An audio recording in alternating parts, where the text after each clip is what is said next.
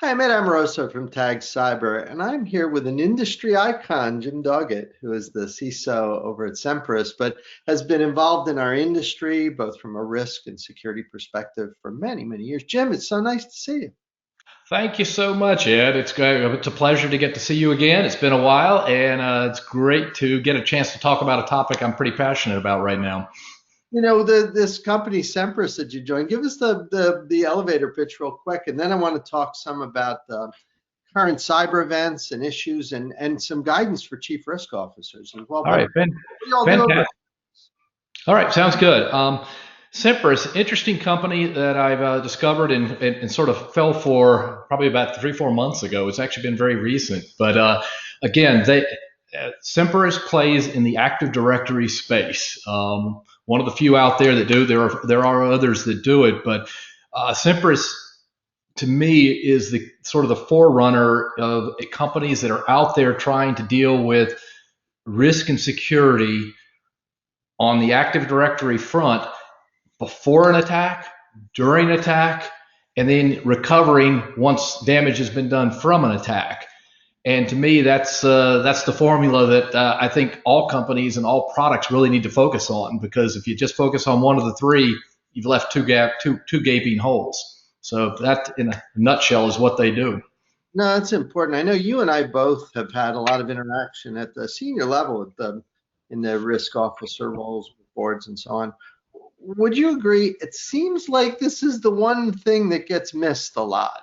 People talk about Yeah, security controls and yeah. products and stuff, and then you talk to a hacker and they're looking at the Active Directory, at the domain controllers, at your group management. So what's been your experience with that and maybe the lack of attention there? Yeah, Active Directory is very similar to a whole lot of what I call the areas of security that are called the basics. I think everyone likes to focus on the new and the shiny and the newest risk out there, but in my mind, if you haven't dealt with the fundamentals first, then you've sort of wasted your time on the latter. So, from my perspective, it's very easy to understand why Active Directory is so hot right now and why so many people are sort of focused on it. It's because that's where all the bad guys are going.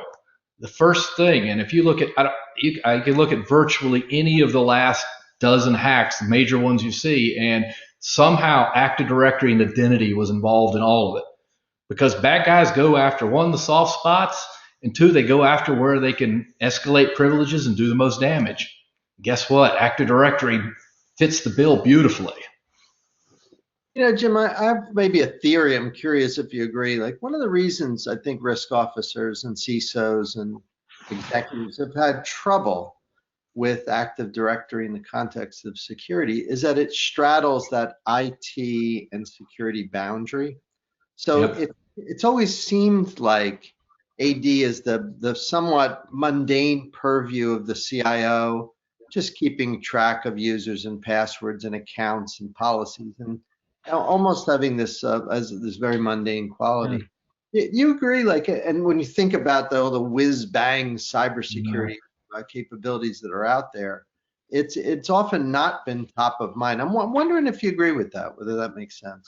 Yeah, it's sort of interesting. That had a whole lot of the reason to do with why I went to Semperis, because I won't call it guilt, but I know back when I was head of technology risk with both risk and security reporting to me at actually two very large companies, one in healthcare, one in the insurance business, I never really focused on Active Directory, and I probably should have.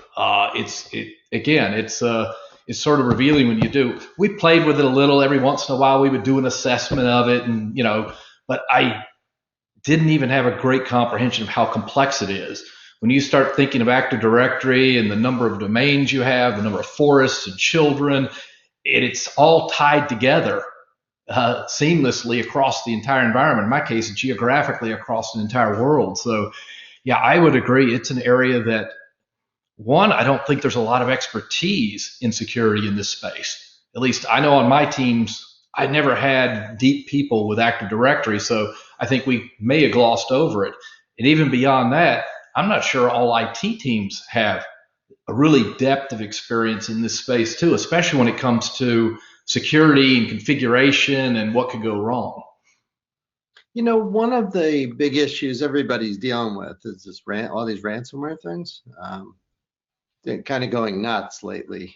And I remember when I first met your founder some number of years ago, he was telling me about how the forest and AD recovery was really the original concept at Semperis. I know you guys are sort of all things Yeah. AD security, but what are your thoughts? It seems like recovery and restoration are another one of these things that you didn't think of as a security Yeah. control. But welcome to ransomware. It's maybe not it's not sufficient to deal with ransomware risk, but it's absolutely necessary. I can't Yeah. imagine a ransomware program without recovery. Do you get a lot of business, a lot of inquiries in the context of ransomware? Yeah, I think certainly now we get, especially after someone's been hit with it, then it's amazing how many calls we're getting now because I think people are realizing recovery from ransomware is not a quick and easy thing. There's so many complexities because again, just the way it's set up and operates. And don't forget too, if the attackers, the bad actors are really smart, not only have they possibly infected your current version, your active version of Active Directory and the system it sits on, but also all your backups. And if you go to companies like, I guess probably the most famous is the Maersk, where they've published a lot of data on how much the damage was. They clearly said that it took them 9 days to get Active Directory back up and running, and until they could do that, they couldn't operate any of their business. That's significant. When you talk about business risk and they can't operate, the hundreds and hundreds of millions that cost them in business. That's why, to me, that having not only the knowledge to recover, but understanding that you've practiced it too. I would dare anyone listening to this today to go back to your business continuity plan and when's the last time you actually tested Active Directory? In my case, it's never, which is, again, that would not be the case if I was out there today. I think that that's wise. It does make sense. Now, most people think of AD in the context of a legacy enterprise deployment. I certainly do, Yeah. because I'm old. but You and me both. now it's the gateway to cloud, right? I mean, Yeah. so I'm guessing. Talk to me a little bit about cloud, and Yeah. I'm gonna presume that 100% of your customers, are in some hybrid on the way to much more intense cloud and SaaS usage. Right. What happens? Does the AD just sort of sit behind, or how do you generally do that? And from a security perspective, does it create some challenges as people move to a cloud Oh, it is. infrastructure? Yeah. I think a lot of people today are getting a false sense of security from, oh, we're going to cloud, so Active Directory doesn't matter anymore. And at least today, 90% of the Fortune 1000 still use Active Directory heavily. So Active Directory hasn't gone away. Someday it might. I mean, eventually everything may be in the cloud and all identities may be driven by something else, but it's just not the case today. It's the opposite of that today. Virtually all cloud applications still use Active Directory. It may be based in your network. It still can be based in the cloud too, but everybody wants an easy way to access systems. Your employees, your customers, you want it easy to access. So you let everything drive through Active Directory, which is the simple and makes the experience for people like me using the system wonderful. But again, it makes it very risky also at the same time. So now I haven't come across companies yet that have no dependency on Active Directory. Because Active Directory is so central to the computing infrastructure, my observation is that like open architectures and standards like SAML and other things are really essential, right? Because you guys are tending, like from a Semperis perspective, you guys are providing security in the context of 50 to 100 other things that are going on. Talk to me a little bit about that. How important is it now to integrate the protection with other elements in the program? And I would think that from a CRO or board or executive perspective, that would be one of my first questions, like as we do, how are we integrating? What's been your experience with that integration approach? Yeah. First of all, I think as a security officer, your primary goal has changed a bit from the past. In the past, it was that you did a lot of good stuff and secured a lot of stuff. Today, I think boards and senior management are holding you accountable for the risk posture overall. So I think it requires today that us as security professionals understand where the risk is. And that risk, like you said, is a bit broader. It isn't you go out and you put in a pound of this and you're fixed. It's not enough to do vulnerability scanning. You've got to think in terms of the entire chain. So you have Active Directory, which connects to your critical medical application, for example.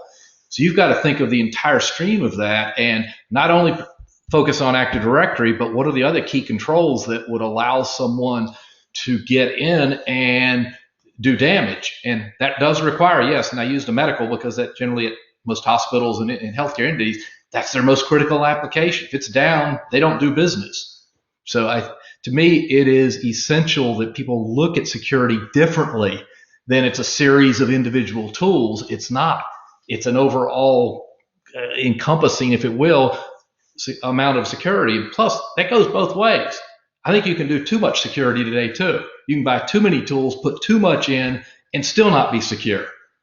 So to me, it's putting that practicality to it, too. I'm glad you said that. A lot of times in our work at Tag Cyber, when we look at a security architecture and are asked how does one go about making this stronger, the first thing that goes into my mind is less is more. And I really do believe that. I think throwing more and more tools at a problem, yeah, sometimes you have to, right? Sometimes you have to bring the cavalry in. But usually it's a matter of being cleaner and safer around the key elements that exist in your infrastructure. And Active Directory, perfect example of that, where just getting that wrong is going to make it irrelevant. It's maybe you've got a bunch of good SOC tools. Who cares if you're getting your clock cleaned, by APT attackers, going in and escalating privilege and stuff with impunity, then it's amazing. I want to ask you a little bit about the future now. You and I've got a long runway here. You've spent many years over at EY, and you've been in a number of companies. So great respect for your career. What do you think? Like when you read about all these crazy attacks, we had Colonial Pipeline not too long ago, SolarWinds. This kind of scary attacks. Like they seem to be not getting better. They seem, if anything, to be worse. What what do you think? Are we headed toward a cliff here, or are things going to eventually get better? I'm always an optimist, so I do think things will get better, but maybe not before they get a little worse first. I still think that, again, as more people think in terms of risk and security, I think we will change our approach to security at a lot of companies to where we think in terms of what really can go wrong to the business and then protect from that point backwards to what processes, tools, and people we need in place. I also think that it forces us to, number one is two things I'll make a comment on. One, you got to get the basics right first, because every single example you just listed of the hacks, they took advantage of basics, something that wasn't patched that should have been patched long ago. Privileged access that wasn't adequately protected. I can go on and on for that. And we've all talked about that forever. So to me, dealing with the basics. And the other part is you've got to do it end to end. In other words, it's got to be almost continuous. It's not adequate today that you go in and assess Active Directory. Since that's what we're talking about today, assess it today and assume that it's good for a year. It's not adequate to say, well, we did a massive effort to clean up all the vulnerabilities, critical vulnerabilities that are out there, and then guess what? You do it once every 3 months. The bad guys don't come in every 3 months. They come in anytime they want. So you really do have to continuously, and I think focused on efficient, continuous control, monitoring, and all of these is the future. And maybe even automation. I mean, I know in my case, the teams I've had, and I've had teams over 800 people that I've worked before. When you start thinking of the percentage of those that are doing busy work, creating reports for me, manually updating, combining all this stuff. It just doesn't, from my perspective anyway, is we've got to get away from that over time so that we can focus on these new esoteric and really tough things they are to protect from. Now, Jim, for people who have some interest in the whole range of products you guys have at Semperis, including a free assessment tool that I've looked at that I think is very cool. Yeah. What's the best way? Is the website maybe the best place for them to be? Certainly, Semperis.com is probably the easiest way. And I'd also recommend, for those of you that are wondering where your position is, just like you said, we've got an assessment tool, but very importantly, it's a free assessment tool. Very comprehensive. It'll give you a point in time, a great idea as to how secure, unsecure, or well configured or not you are. And then from there, hopefully it will demonstrate to you that there is more work to be done. Yeah, I've looked in some detail at that. There's a lot of factors that are considered, and you get a score. Yeah. Like a letter grade based on what. So hopefully you get the passing grade. If you're less than 60, that's not great. So. Yeah, and so far, at least the ones we do, it's we haven't. The assessment's been run probably over 1,000 times so far with different companies, and no one has come away yet that said we didn't have a critical thing we need to focus on. Yeah, I bet there's a lot of low scores. So I hope people who are watching, or people considering the Semperis platform, take a look. I'd strongly recommend the tool. I think it's easy to download and run. It's not a big deal, and it's definitely worth doing. Well, Jim, on behalf of my team at Tag Cyber, everybody watching, thanks so much for catching up. It was wonderful to chat today, and I hope that things go quite well for you guys at Semperis. I have a feeling it's going to be quite an accelerated run there. This is an important area, and I think it's certainly an area I think everyone is becoming aware of very quickly. And I think the fact that I've migrated that way to a small company growing like this, I think, I don't know if I'm a bellwether for it or not, but it's an area that I believe is unbelievably important. And hopefully, again, this will be an area that over the next several years, we all take care of it and can move on to another critical topic.